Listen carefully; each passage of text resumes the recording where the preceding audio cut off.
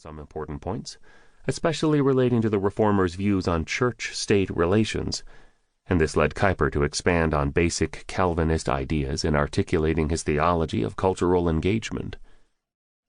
When he visited Princeton Seminary in 1898 to deliver the Stone Lectures, Kuyper introduced his perspective on the relevance of Calvinist theology to contemporary life by informing his audience that he had not come to restore Calvinism to its worn-out form, but rather to address the basic principles of Calvinism in a way that meets the requirements of our own century.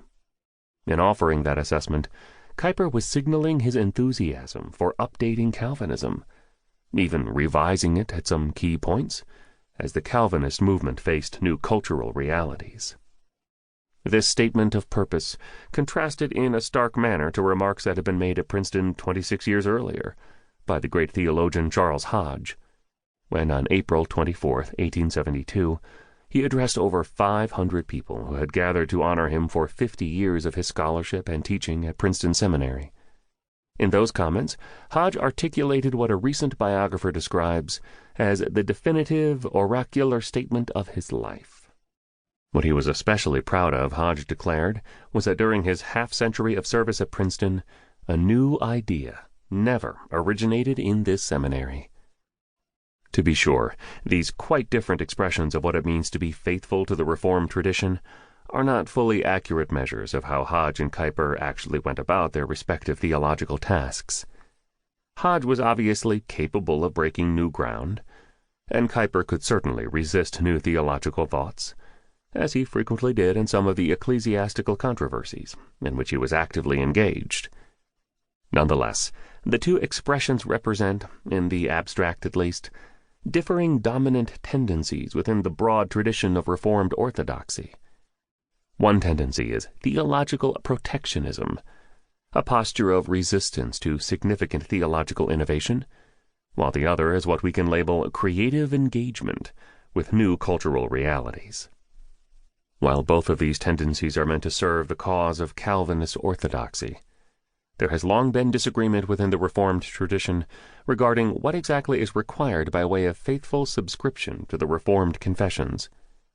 Some have insisted on line-by-line assent to each mode of formulation in each confessional document, while others have stipulated that sincere assent be given to the basic theological principles affirmed by those documents.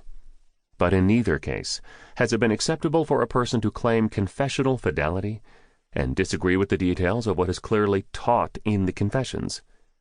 Within those boundaries, then, Hodge and Kuyper would have seen each other as obvious co-defenders of Reformed orthodoxy. My own theological sympathies are firmly on the Kuyperian side of the spectrum. We live in a time of rapid change, both in the larger cultures in which we spend our daily lives, and also in our efforts to support the ongoing mission of the Christian community in the midst of that cultural change. The challenges are great, but I like to see them as providential opportunities to present the message of the gospel in a manner that is appropriate to the times and cultural contexts in which the church finds itself. The scope. My primary purpose in this book is to clarify some of the basic themes of the neo-Calvinist perspective on common grace, along with the larger account that Kuyper offered of God's intentions for cultural development in the context of the overall pattern of the biblical narrative.